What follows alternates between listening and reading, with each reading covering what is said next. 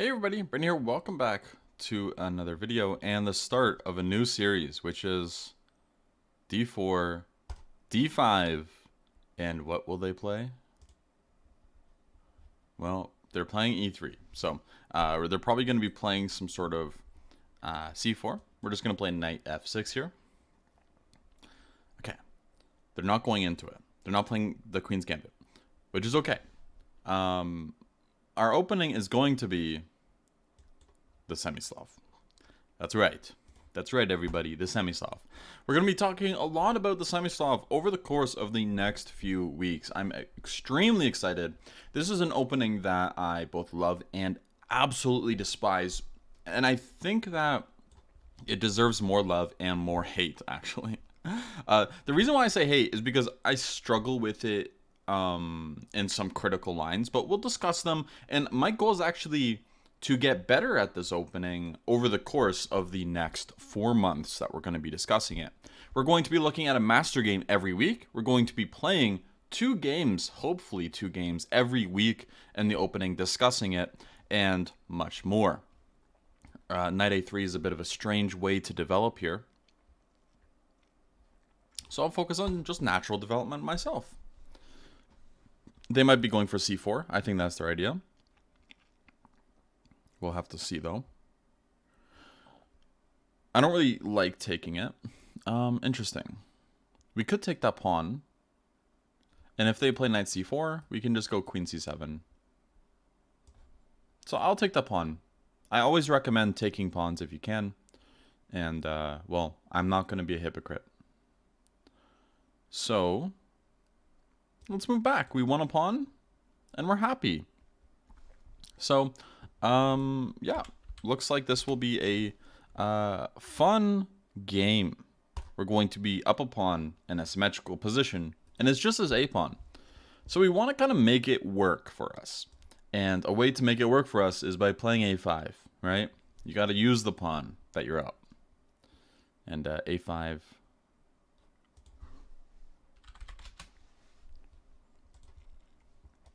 Cool. Yeah, so a5. My opponent's asking how old I am. I'm not sure why. And yeah, we would love to take. This would be nice for us if they push. We might actually push and play c5. Yeah, and I'm liking the idea of c5 here. You want to open the position up, right? After you're fully developed. We're fully developed. They still have a little bit of a ways to go.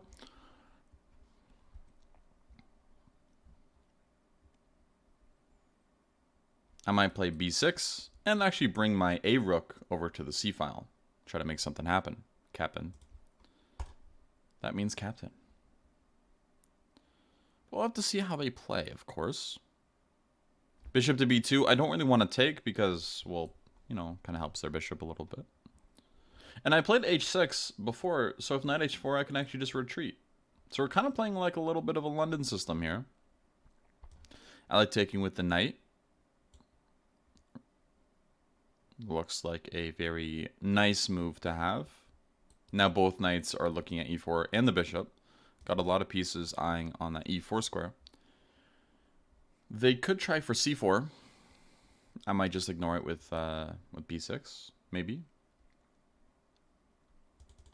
We also have knight d3 actually after c4, which I think is very disruptive. So if I go knight to d3 here, they take. Oh, I can't take with the bishop. Interesting. Okay.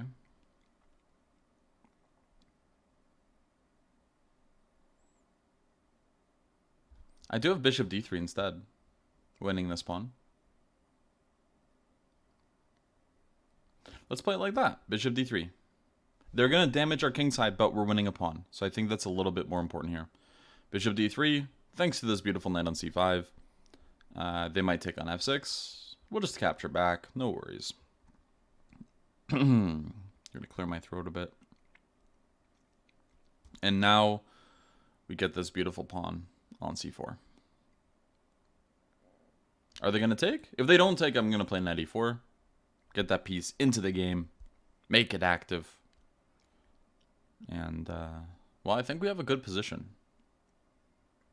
All right, so they take. We actually have 2 pawns, not just one. There's A pawn and the C pawn. We do have a slightly damaged structure for it, though. So we want to be a little bit careful. And I think a nice way we can be careful is trying to trade some pieces off. I know, fun. Something we do quite a bit, but it is very important. So I want to play the move bishop to e5. Pinning the knight to the rook and trying to encourage trades. I also like f5 because then I can fianchetto this guy. That looks quite fun. So they're letting me take. Interesting. They're letting me take. So if I take and then queen takes, well, they get some activity, and I don't like that. So I want to play it a little bit more accurately by playing bishop c3 first. Bishop c3 kind of forces knight d2, maybe? If they're going to try, because knight d2 allows them to play something like rook c1 next, or rook a2 is probably better. But the goal is, their pieces are really awkward right now. So I want to take advantage of it. And I would love to play bishop or f5 and bishop g7. And if I have to take a piece, I might just want to take this guy instead. The rook on e1, I think, is actually, funnily enough, less valuable. So let's see here. Let's take on e1, and I'll play. I don't know if I'll play f5. Maybe not f5. Maybe knight b3 or knight e4. Oh, that's not knight e4. This is knight e4. Going to d6. But you know what? I'm just going to follow principles. What's my worst piece and how do I improve it? This is actually my worst piece right now. Let's play rook d8. I got to follow principles, right? If you're kind of stuck trying to think of a move, following a principle is the way to go.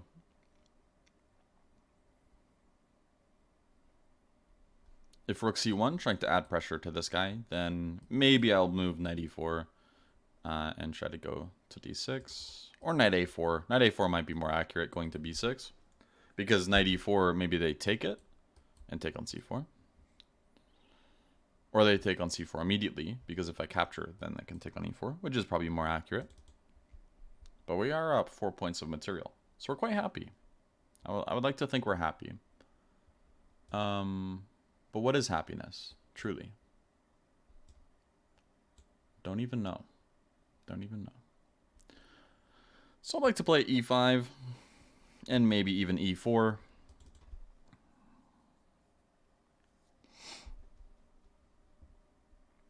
I think our worst piece is actually these two. Our knight's great, and it's kind of unclear what we're doing on the c file right now. So depending on what they do, okay, so this helps us. We can actually take on f5. I do not care if they win this pawn, because hey, if we win a piece for a pawn, then that's a winning amount of material for the imbalance. So that's good. Very good. Very happy about that. We could just go back to d3. We can also take on d1, which I like. So I'm going to take on d1. And play rook to d8. Okay, so queen h6 isn't that bad. That's quite reasonable because it looks like we lose this pawn. So I want to try to make sure that if we lose something, we lose it in the best way possible. And I think the way we do that is by playing bishop g6. Forcing them to take on h6, but what's their next move? What's their how are they going to punish us after taking on h6? I'm not sure. But what we do have is c3 and c2. And c3, c2 looks very scary. I have nightmares about it every night. I would love to play rook d1 check. I think that's fine too. Right, it activates a piece, but right now I see this pawn being difficult to stop. So that's my priority right now. They might play e4 to cover the c1 queening square. But I'll play knight b3. Yeah, knight to b3, and I'm still threatening c2 and c1 with promotion. I answered 403 years old, by the way, for those wondering how old I am. I look it. I definitely look it. So, yeah. All right, so c2. Let's push. If they go bishop c4, that's a tricky move, actually. Because if we promote, their idea was to play queen takes g6, check, because it would be pinned. But unfortunately, when we promote after bishop c4, that doesn't work because it's with check. And we end up winning their queen because we just trade queens. And when we trade queens after promoting a pawn, it's kind of like we win the queen, right? Because right now, we're +1 material. I don't really care too much about this. I'm willing to even let this pawn hang if we can promote. So they take on f6. We actually take on a3. Yeah. Then we take on a3. And 2 queens is better than 1. And sometimes girls just want to have fun. Okay. Yeah, so we don't need to complicate things. Let's just offer queen trades consistently. We have 2 queens. This should work down the road eventually. Knight to d2 forces more pieces off the board. It's very weird. Normally when you have 2 queens, your opponent resigns. So it's something to get used to. Let's try making another queen while they still have a queen on the board. I'm curious if I can do it. Or if they'll resign. Okay. Let's take this guy.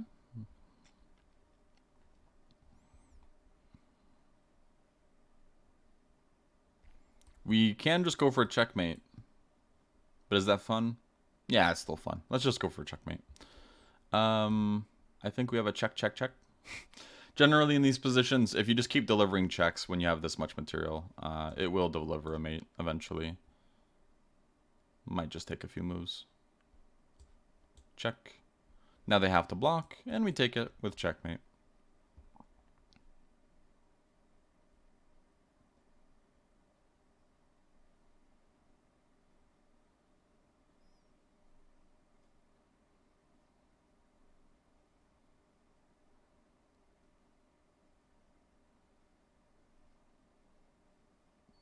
Okay, there we go. Cool. Good game. Yeah, so let's talk about it. Because we always talk about our games after, of course. We don't really need the evaluation or the lines. So the thing is, when you play e3 and g3, you might notice that you're developing the same piece twice.